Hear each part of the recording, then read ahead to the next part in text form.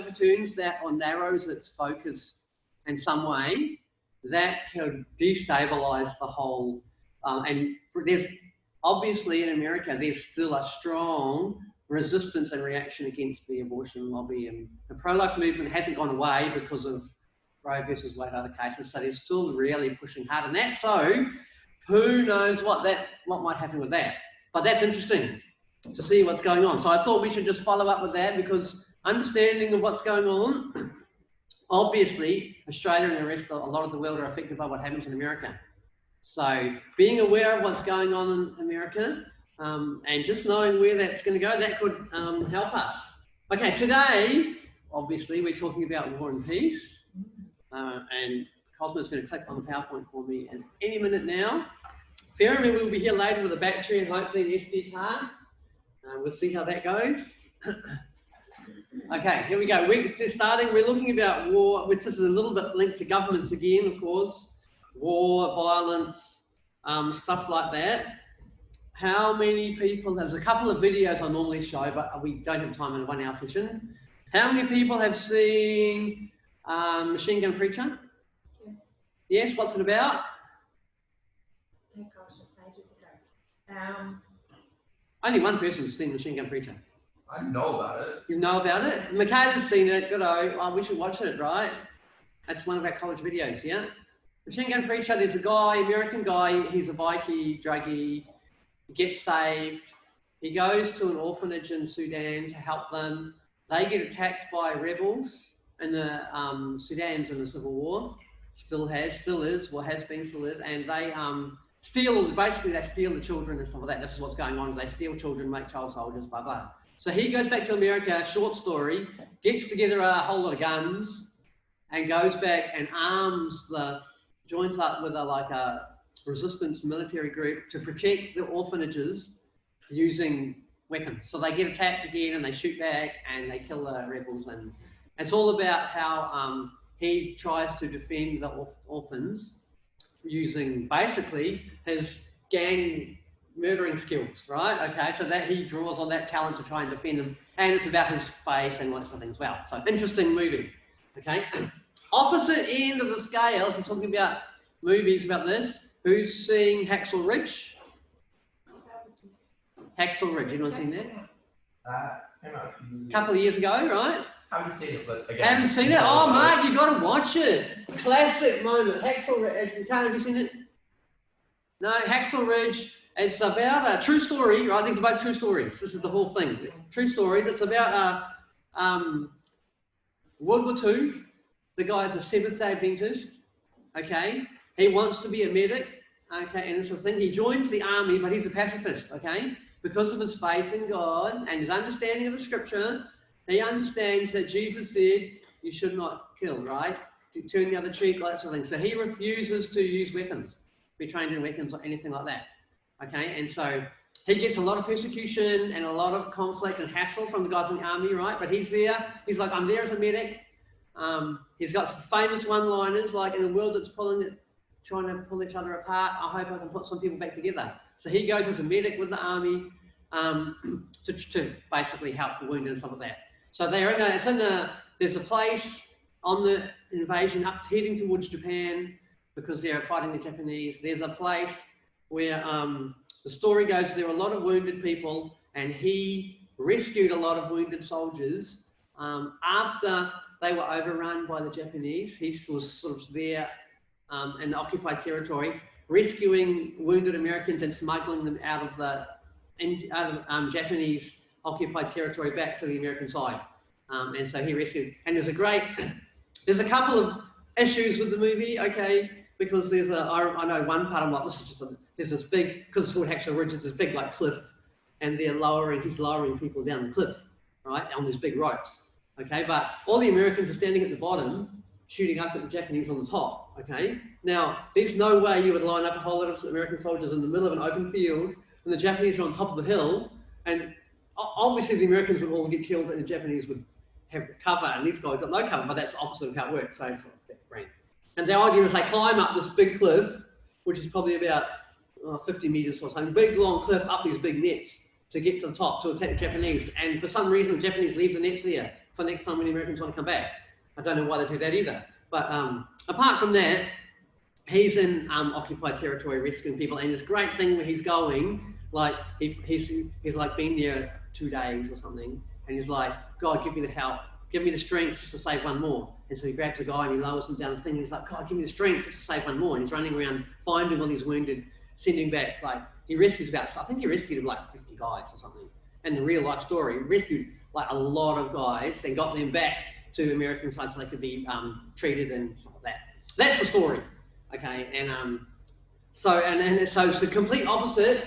2 ways of looking at the whole, what should Christians do in times of war and stuff like that. We've got 2 opposite extremes.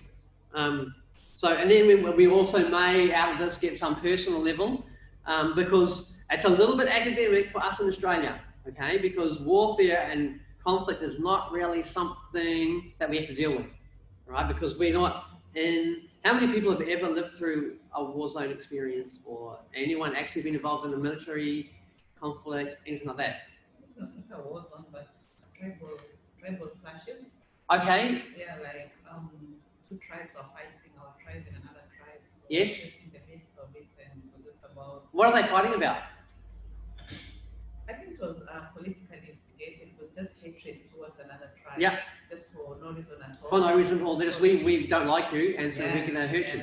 So I remember, like, I was in a boarding school and we were just in the middle of the fight. Yeah. And they just had to get these military people to come and just maybe just take care of us, and it was so scary. So which country was this?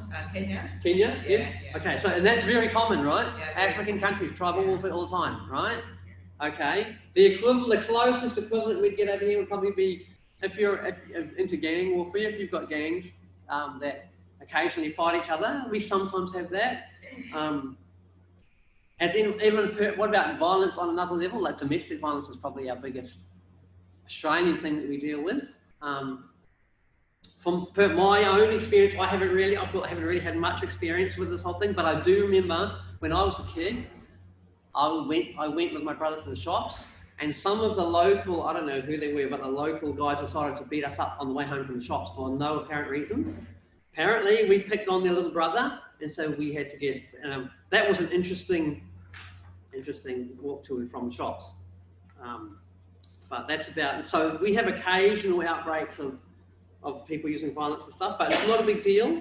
Most often, okay, we've got here some scriptures. Right, so these are the scriptures that most people would think of first when we talk about conflict and war. Blessed are the peacemakers, they will be called the children of God. Blessed are those who are persecuted because of righteousness, for theirs is the kingdom of heaven. You have heard it was said, eye for an eye and tooth for a tooth, but I tell you, do not resist an evil person. If anyone slaps you on the right cheek, turn to them the other also. If anyone wants to sue you and take your shirt, hand over your coat as well. You have heard that it was said, love your neighbour and hate your enemy, but I tell you, love your enemies. Pray for those who persecute you, that you may be children of your Father in heaven. So this is the primary Jesus comments about this. What do we think? Initial comments, what do we think those are about? What should we take away from those scriptures?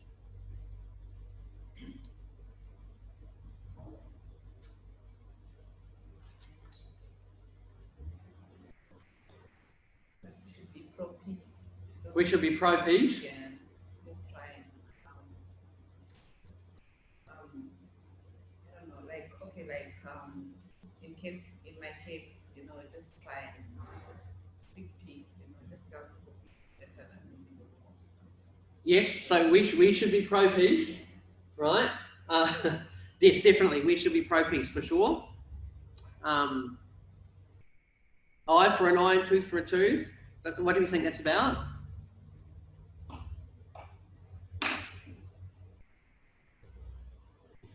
Yeah, it's about still loving your enemy. Loving your enemies? It lines up with the one underneath, and loving Yes. your enemy regardless of the situation that you're walking through. Yes. It's not about meaning to lie down and be a doormat or anything, but it's about. How do you know? Because everyone says that, but I know, but it's how do you know, about- right? Yeah, it's representing Christ through it, Yep. and just loving them regardless of what they're. Okay, definitely, love for enemies has always been a hallmark of Christian movement, right? Okay, it's been one of those things that's a standout, going against the normal way of doing things. Yeah. When you say don't be a doormat, what do you mean? It allowing them to walk over you. There are avenues that you can take and that you know that you can do, but in the end, it's listening to God and hearing God's direction in the situation. Okay, so was Jesus a doormat that he let people walk all over him? No, Yeah, no. no, he's not a doormat. Was he a doormat? Yes. I think from the doormat. Yeah. I think because it's not necessarily telling you to stand there and take it, it's telling you to actively serve the other person. Because then it then says, and if anyone wants to see you and take your shirt, hand over your coat as well. Yeah. So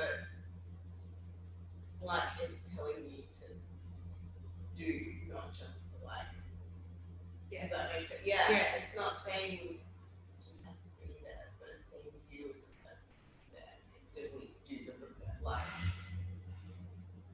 It's about treating them the way that you want to be treated as well. Yes. Okay. Okay. I find this interesting because we all have an instinctive, I think, reaction against actually taking it for what it means. If I'm thinking about Jesus on the cross, he said, do not think I could call on legions of angels. I don't have to take this, right? I've got ways out of this. But he didn't. No. Okay, so he had ability to resist what was happening to him, and he did not. Okay, so I think we have to be careful, okay, because we are very quick to undermine the power of these passages by jumping straight away to don't be a doormat. Okay, and I think we need to be careful about that because we can take a lot of the power out of it, and we can lose a lot of our Christian distinctiveness if we sort of jump away from what are these passages actually saying first. Because when we do that, we lose some of the power of our Christian witness. Yes, do something positive rather than just maybe we need to understand a bit more of the context of what he's talking about, what was the Old Testament passages about, that he was talking about, things like that. Maybe we'll come back to those a bit later. We'll just go through a little bit more about what's going on in our world first. So where is there a war at the moment today? Some of the wars we've got, who knows? We all know about World War I and World War II, right? We've all heard of those. Past history, Vietnam and Korean Wars. Yeah. Okay. The Cold War. What was the Cold War? Who knows what the Cold War was? What year was that? Cold War. Cold War was between America and Russia. America and Russia. Then went for about 20 years. That's when both sides build bigger nuclear bombs to blow each other up if the other one, and whoever goes first will hopefully wins, right? To try and intimidate each other, prevent each other from doing anything. How did the Cold War end? Just out of interest, who won the Cold War? Was there a winner in the Cold War? Totally. The Cold War ended because Russia ran out of money, right?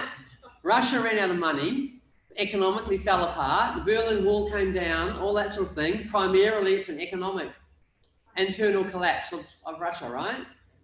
It went from, and it almost happened overnight without warning. Who remembers the Berlin Wall coming down? Yeah. Yeah? Yeah, you guys don't even know what this is, right? Do you guys know what the Berlin Wall is? Yeah. Yeah? Do you remember it coming down? No. You go, oh mate, this is a world-changing moment. For some of us who grew up all the time knowing that there was a big wall in Europe where Russia was on one side and the freedom was on the other side, right? Democracy on the other side, and no one could cross over.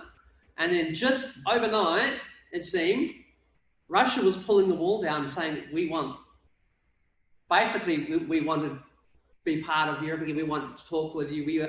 They completely abandoned their whole thing, and primarily the countries were broke and bankrupt and could no longer support to do anything. And so therefore, they suddenly became much more responsive to negotiation and diplomacy and stuff. And there was all these disarmament treaties where both sides were saying they were going to dismantle all their nuclear weapons and all this sort of stuff. Primarily, I would say, based on economic economics, I think, was the underlying factor. Okay, Rwanda and Serbia, who remembers those? Yes.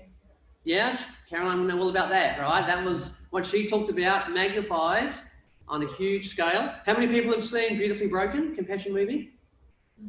Come on, you've got to see that one, right? It's about this, it's in this Serbian conflict, okay? So it follows a family who were living in that conflict, and the father was taken and forced to become a soldier and kill his neighbours and all that sort of thing to join otherwise they'd kill him. It was one of those, he had to wipe out everyone of the opposite tribe.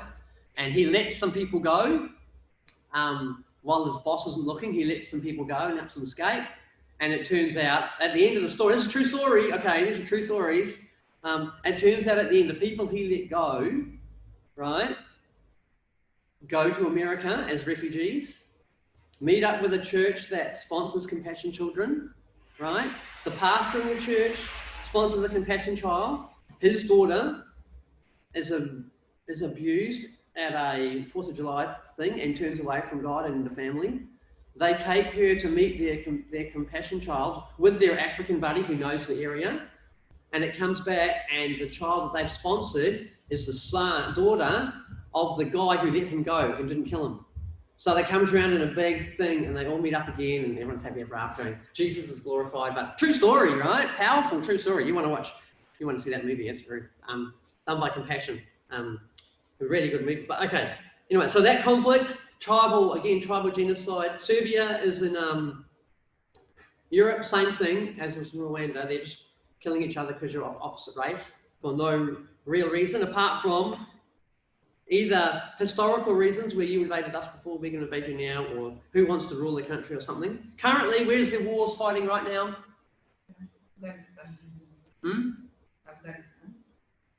Afghanistan? Yes. Afghanistan is an ongoing conflict.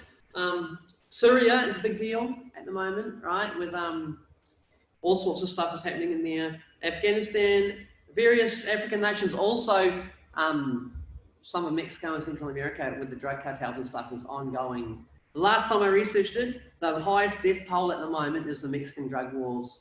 Just people getting killed all the time. It's out of control in some of those areas.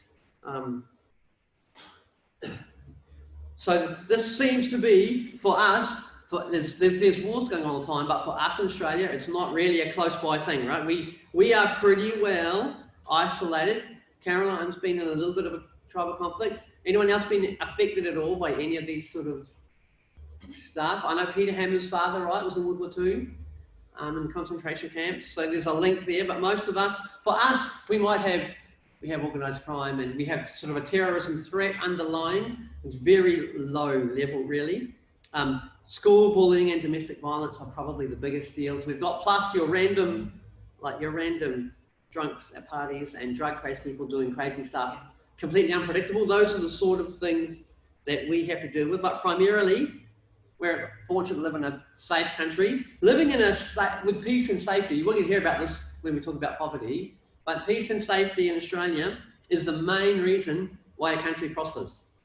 Okay? When you've got peace and safety and law and order, businesses can thrive, people can thrive. When you have countries that are always going to war, the infrastructure is always destroyed, right? Everything you build gets broken. You start a business, everything gets stolen off you. You try and earn money in a job and you get robbed and da. So this is actually the main framework that ensures underlies prosperity. And so Western countries which have managed democratic governments and law and order, that's the primary reason why they have financial and economic prosperity. And what maintains it in Australia? We have a stable government and that helps, right? Stable government, predominantly, not really influenced by corruption. So it's unlikely that if you get a speeding ticket in Australia, you'll be able to pay your way out of it, right? A lot of other countries, the policeman is giving you a speeding ticket because he wants you to slip him some money and then he'll rip it up. Okay, that's how the police force works. Australia, that's not normally how it's going to go. And so this is why, generally speaking, law and order remains through the country. And that's a fundamental thing that is very helpful for Western countries once you've established governments with predominantly free of corruption. Okay, we all have some Everyone who gets in power wants to get something out of it. We also have conflict management skills. A lot of people in Western societies in Australia are pretty clued up, all right, at dealing with conflict. We're not all going to reach for our rifles as soon as someone annoys us, okay? So we have some road rage guys who obviously don't have these skills, but generally speaking, conflict management skills are reasonably well developed.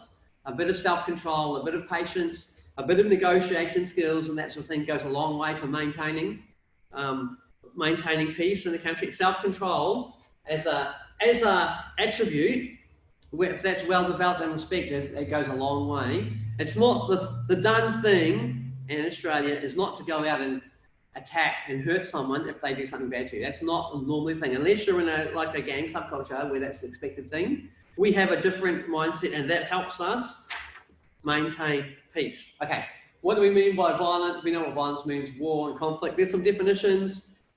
Let's just go to a hypothetical situation. Let's say you're at the gymnasium with a class of students. You're a teacher at a high school, okay, and you've gone into the storage room to get the baseball bat when a guy enters the room with a gun and he's going to kill the students. What are you going to do? Should you stay in the storage room so he doesn't see you, it doesn't hurt you? Should you sneak up behind him, bash him on the head with the baseball bat? Okay, or should you try and negotiate him, tell him to put down his gun and talk your way out of the situation? What should you do? I think the safety is first. Safety first, your safety first. Yeah, and just maybe try and maybe raise the authority with the if you are able to. You're going to call 000? If it's possible, but I think safety first. Safety first? Around? I try and negotiate. Negotiate.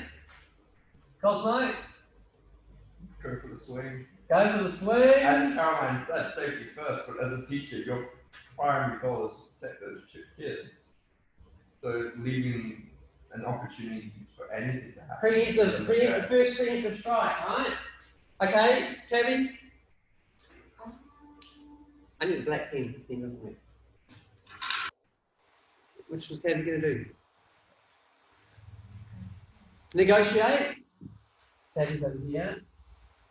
Oh, that's everyone's okay. Michaela? I'll go for the swing. Go for the swing! Yes. Go for the swing. Why? Why? Same as what Cosmo said, you're the teacher, you have like a duty of care, or like it's not in the rules, but you have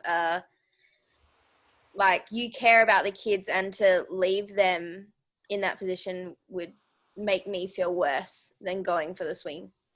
Okay. Why would you negotiate, Noelle? Sometimes you can talk them down. Sometimes you can talk them down. Sometimes. What happens if you get it wrong? If I get it wrong, we're all dead. We're all dead. That's right. So there's a risk involved in this one, right? What happens if you get this one wrong? You might also die. There's some risk involved as well, right? What are the risks involved in taking this approach?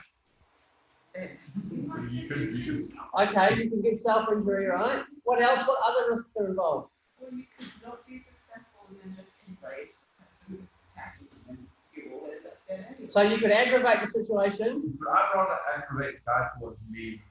That's right. Okay. Yes. Or you could end up being going to jail, right, for assault because you misread the situation and you could have talked them down, right? Okay. Especially if like there's a possibility, right, depending on the legal system, blah blah blah, and how it turns out. Okay. The risks here is you could still aggravate, and you could just increase the death toll by one more. Okay. Hiding and calling 000. What's the risks of that? You can just open fire. What's that? You can just open fire. Yeah, okay, so you've it could take too long, right? Could take too long for anyone else to come down. Okay. If you walked into a school with a gun, he's got a plan, You would expect so, that's right. Okay. Not that show, So why did you this one's safety first, personal safety first, right? I remember back in my country, Yeah. terrorists went to a university and they just started on fire. Yep. The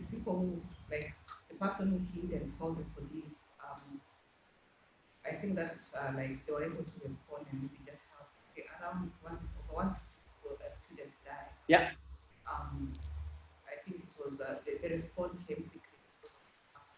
Yes, yes. So I think definitely, if you've got the opportunity to do that, that's not, you can do that and then you can do one of these as well, right? Okay, so this is a smart thinking person who's probably going to do that first. So regardless of what happens next, other help is on the way, right? Okay. So I think that's a smart thing. Whether you stay hidden or whether you do something else, that obviously is going to depend on the situation. So, but going back to our scripture, what do we think? Have we got a scripture to back up what we're saying, how we're choosing? What are we going to So probably, do you think any of those scriptures where would they apply to this situation? Blessed are the peacemakers, they will be the children of God. What's a peacemaker going to do in this situation? Peacemaker's going to be here. Okay. Okay. Eye for an eye and tooth for a tooth. Is that relevant to this situation? Do not resist an evil person. If someone slaps you on the cheek, turn the other one also. Depends which way you react, doesn't it? An eye for an eye and a tooth for a tooth when they come under attack. Is that attack? No, but in this scripture it's saying that I can act and keep people the wrong way to a person. That's right. That's how the Israelites do. If I steal your ox, you're going to steal my ox. Or if I take, like, an example nowadays, I take your phone. That's right. I'll deal. You then take my plate. So okay, yes. So maybe we should look at this. The context of eye for an eye, tooth for a tooth is actually talking about the legal system. Okay, in Leviticus it says if someone injures somebody, however they hurt someone, the judge should have the same thing done to them, right? So if I hit you with a stick and break your leg, right, then my leg will get broken. That was the justice system of the time. And Jesus said, well, maybe that's not appropriate anymore. So he changed that a little bit. So I'm going to say it doesn't quite fit here. That would be the next stage after the attack, right? Because this is how you respond to someone that's done something bad already. We're in a preventative phase right now, so maybe not. Love your neighbour, love your enemy. Loving your enemy, where would loving your enemy fit into here? Loving your enemy is here. But loving your neighbor fits into any of them. Love your neighbour, well, that's a good one. Love your neighbour could easily fit into here, right? Because you're showing love, not just. The only one it doesn't is just your safety first. Safety first for me doesn't really apply. So, neighbor. Possibly, except for, okay, if you've got family and everyone that are depending on you, right? Which neighbour are you talking about? Your neighbours, the school kids, your own children. Okay, this is ethics, right? The whole weighing up the whole lot of different things. Kids that are out there. That's the point of the exam is the kids are already in the wavelength. Okay, let's just flick to another one just for a minute. We'll leave that one here. Let's say you work for the Australian government, representative to the United Nations. Okay, there's the Syrian war has gone ballistic again. 50,000 people have been killed during this war, and they're thinking about using chemical warfare on the civilians. Okay, all the stuff going on, and you're Australian representative. There's a proposal to send in military force to end the civil war in Syria. What should we do? Should we send in Australian soldiers to end the civil war in Syria?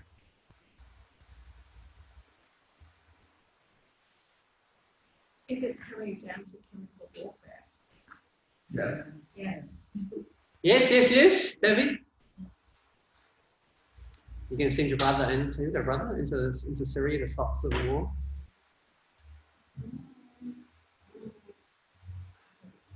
You don't. That's it. Okay. So 3 people said yes straight away. Why are we going to war? So it's about the greater good. Greater good. So the bad would be chemical warfare on thousands more civilians, right? And the good would be, We're saving more lives. okay, save many lives, right? Okay, this is a utilitarianism. Okay. Well, it's also genealogical because chemical warfare is one of the top no-goes from the United Nations. So instantly, it breaks the Geneva Yes. Convention along with nuclear warfare. Uh-huh. Straight away, it's their duty to send and prevent that. It's our responsibility to do it. Yeah. Okay. Yeah.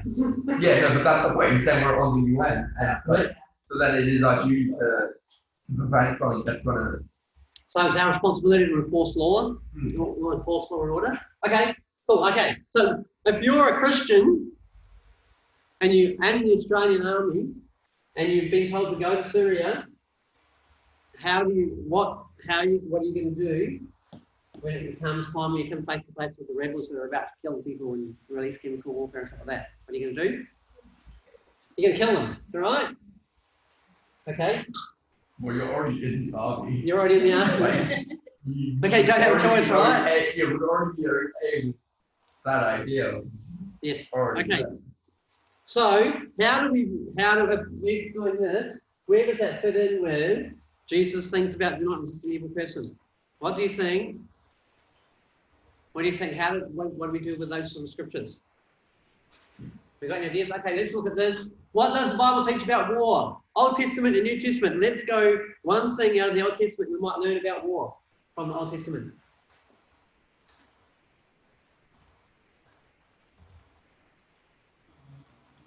There's a lot of war in the Old Testament. There is a lot of war in the Old Testament. Okay, there was a lot of war in the Old Testament. There were a couple types of wars. One, there was invasion wars or border defense wars. Okay, someone's invaded us, so we're driving them out. There was invasion wars when we invaded the Promised Land. What else? There wasn't how much. There was still, despite all the wars that were going on, there was Old Testament laws in general still did not permit violence. Right? The Old Ten Commandments do not kill. Punishment for aggression and stealing in Leviticus and Exodus and stuff like that.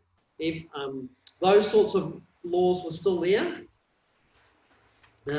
What about New Testament? New Testament script, anything about war? Can we think of New Testament teaching about war? Anything?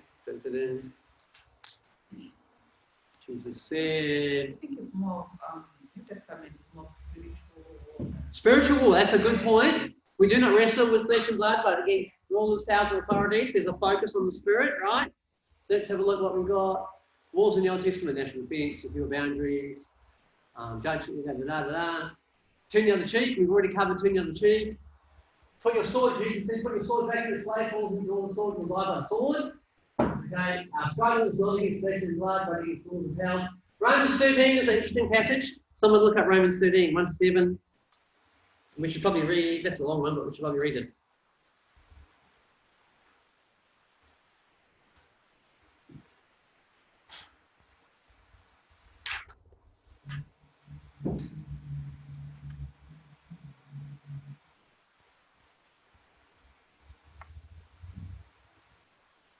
Romans 13, 1-7.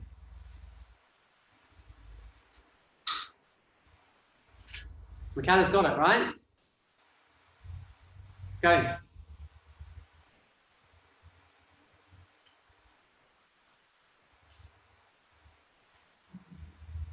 I can't hear you.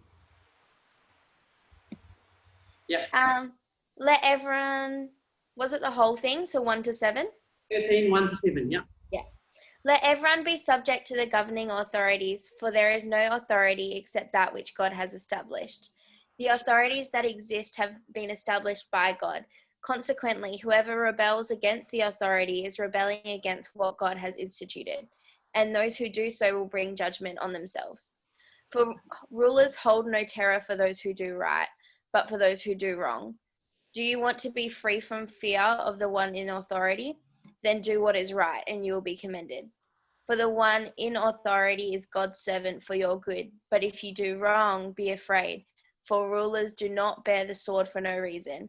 They are God's servants against agents of wrath to bring punishment on the wrongdoer. Therefore, it is necessary to submit to the authorities, not only because of the possible punishment, but also as a matter of consequence. This is also why you pay taxes, for the authorities are God's servants who give their full time to governing. Give to everyone what you owe them. If you owe taxes, pay taxes. If revenue, then revenue. If respect, then respect. If honor, then honor. Cool. Okay. Key points we're going to pull out of that passage. The authorities of the government is God's servant to punish the wrongdoer with the sword. Okay, that's the short point. That it appears that Paul is saying God has appointed with the sword to punish wrongdoers and promote what is good. And so, based on that passage, we would assume this would be our scriptural basis for saying a policeman has a gun to punish the wrongdoer, right? Okay, if the government, the policemen, the law enforcement agencies are equipped and they're sort of exempt from the normal do not kill type of instructions, because their job is to punish the wrongdoers and promote good in the community. So this is probably our primary scriptural understanding of why armies, like going to Syria, you are being God's servant against wrongdoers. So in the same way that you tithe to fund the ministry of the gospel, we pay taxes to fund the ministry of peacemaking and maintaining law and order in society. Because God, both of them are God's servants. General principle.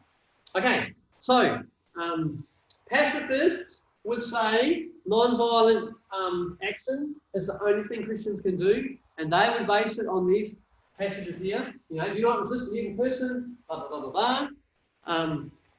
Other people would say this passage here says the government has a role to, the government is supposed to resist an evil person. I'm going to flick to blah, blah, blah. We talk about passage, blah, blah, blah. Romans, live in harmony with one another. Do not repay anyone evil for evil. If it is possible, as it depends on you, live at peace with everybody. Do not take revenge, but leave room for God's wrath.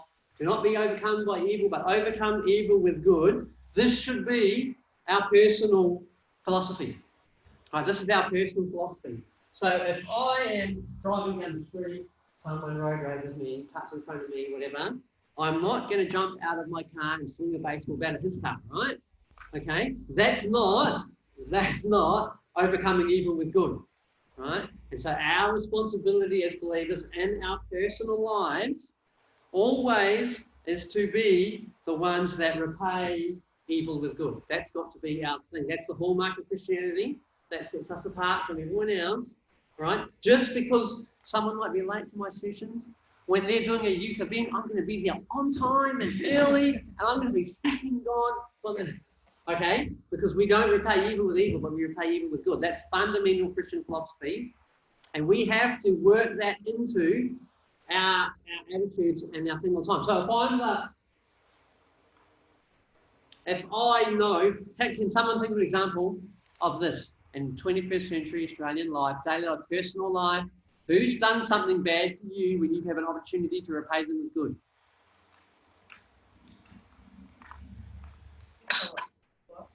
Yeah? Yes? Sometimes they that wrong. Yes? Just continue serving. Yes, definitely. Sometimes in our workplace situations, you either get someone that, either a boss that makes an unfair decision, okay, and you still keep applying yourself. That can happen in the church, right? You can be in a church situation and the college director might make something that's like, oh, that's really actually harmed me in some way. But you can either decide, I'm going to go out and badmouth the college, right? Or you can decide, well, despite that, I'm still going to serve and love because Okay, this is the Jesus way. It's not to repay evil with evil, but repay evil with good. Okay, and that's the Jesus way. And so then the question we will come back to, what's the difference between doing that and being a doormat? Okay, because what we've just said is I'm going to repay evil with good. Doormat's the wrong way. I was just, it was from. But it's what we use all the time, right? Yeah, I know. But you know, some people react that way. It's not the way I react. Yeah. People think it's being so submissive, but it's not that. It's not. It's about, it's, Yeah. No, yeah.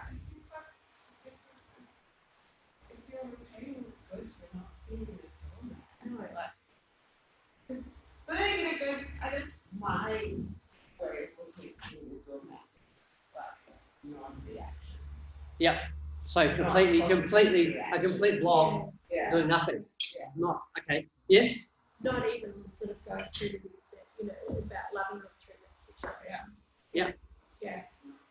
Okay. Yes. Well, that's something that needs to be worked out, because we do, as a general rule, we don't encourage people to put themselves into a place, willingly put themselves in a place where there'll be repeated abuse or repeated Yes. harm. However, the only time that might be done would be for the sake of evangelism. Okay, because Christians will put themselves in harm's way and risk their lives to take the gospel to hostile places all the time, right? Okay, and that's different. That's different to going back to that same maybe going to a job where you've got work and the guy didn't pay you your wages. So you went to work, the guy ripped you off. So I had a job, I had a contract with a company, and I would do work, I'd put in a timesheet, it was through a personnel agency, and then they would pay me. Okay, and this is how it worked. And I started getting trouble where they would start arguing the hours of the timesheet, and I'd say, oh, we don't think it should have taken you that long to fix that problem that you fixed, so we're not going to pay you. You put in a 3-hour timesheet, we're going to pay you for half an hour because that wasn't a big problem. Okay.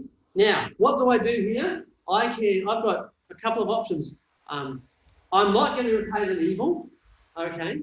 So I'm not going to sue. I'm probably not going to sue them. I'm going to badmouth necessarily them or anything like that. But I might not go back and work for them anymore either. Right?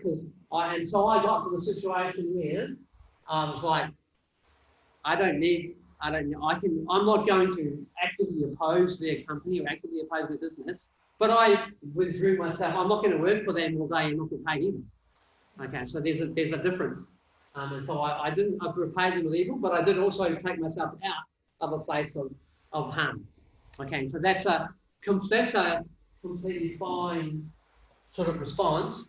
Okay, if I had then sought to undermine their business and badmouth them and tell other people not to work for them and set up another company and take the staff, that maybe is hostile. And then I'm filling myself with anger and bitterness, and that's not going to help me. But that's probably the difference between being a doormat and not, is what you're saying, right? I'm not become people repeat the harm necessarily, but I'm not going to go back against it. If I met those people on the side of the freeway with a broken down tyre, right, I'd help them change their tyre. I would take them to the petrol station, whatever, call the RSM, whatever. All those sorts of things would still apply because I'm still valuing that person individually. Yeah.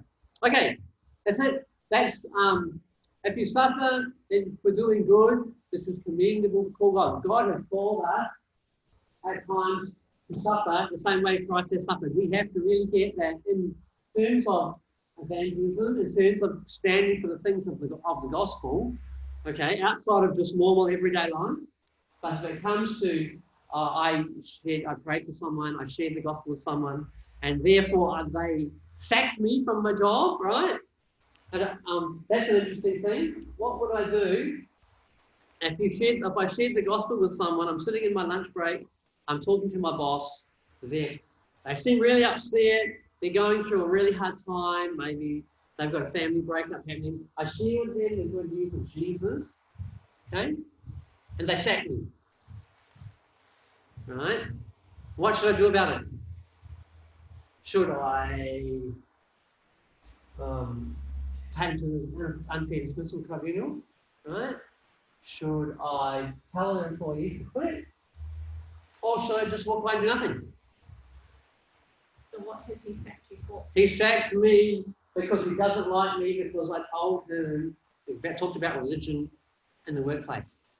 So that's unfair. He doesn't want, it's totally unfair dismissal. There's no real grounds for it, fair enough. Doesn't it depend on the company policy though? I was in my lunch break, I can do what I like, right? Okay. Right? So you own company property. Or possibly on company property. Okay, yeah. So the company policy says you must not talk about religion on your lunch break in the cafeteria. I don't know if that's legal, right? I'm sure while I'm working, I can't. If I was sending him Christian emails and stuff on the company computers and stuff, that would be different in company time, right? But in the lunch break, at the cafe down the road, Yeah, like it's down the road. at the cafe down the road, sitting in the park, eating lunch together. That's unfair. He sacked me because I told him about the gospel. He hates Christians. He hates God, and God won't help me. So next week I find my services are no longer required. Okay. You have a right. What if I was I have a right to say it's an unfair. Okay, should I do it? Yes. Should I do it? Yes. Why? Because you're standing up for what's right. Standing up on what is right. Might be setting up as well for that company, like in terms of if there are other one that they might then. So, okay, yes. Okay, so again it would depend. There's the option if there's a ongoing evil in the company where people get sacked if they ever say anything the boss doesn't like, right? Then maybe you can end that by requiring the government to enforce good rather than evil in that business. Okay, possibly. Okay, or possibly you could invite them out to a family function and say, look, we're gonna try and ignore your personal injury, okay, because your focus is winning him for Jesus. Okay, so it's unlikely to win him for Jesus by suing him and taking him to court, but there's a possibility that you forget about your personal harm to focus on the witness from God. Okay, and that's something you would have to make, and I would say you would do it depending on, is this just a one-off against you because you're a Christian, and because you actually at that moment need to tell him that he needed Jesus, or was it is it an ongoing problem in the company and many people have been or could be hurt by it? You'd have to make that call. But remember, at sometimes suffering, it is commendable if you suffer for the name of Jesus, right? That's a plus, okay, for you. And so that's a good thing. That's a star, it's a gold star for you. Okay, we're going to finish this with blah, blah, blah. This is great. Non-resistance is a significant part of the identity of Christ on the cross. Embracing that attitude is a core value of Christianity, which we try to avoid as much as we can. But we need to understand that embracing non-resistance is a significant part of Christ on the cross. Okay, and we're going to wrap this up because it's 10 o'clock. So we've done that, pacifist, blah, blah, blah. There is a thing here on when is war justified. There's like 7 points in a Christian worldview, when a war would be justified and what would be the detail around that, which we can look at. But our final point is private life, Our role as a civilian is to live the Jesus life. That's our main goal, right? Represent Jesus. How would Jesus have responded in a situation? We'll do the same. That's our main thing. The state role is to use appropriate impartial force to maintain an environment for us to do the Jesus thing. That's going to be our summary on when war becomes relevant, when force is necessary, that sort of thing. Okay, we have to stop.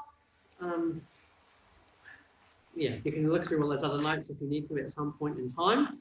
But let's make sure our main focus is for us, is we have to embrace that as much as possible. So personally for me, I've done both ways. I sued a guy who didn't pay me, took him to court because he owed me like a lot of money.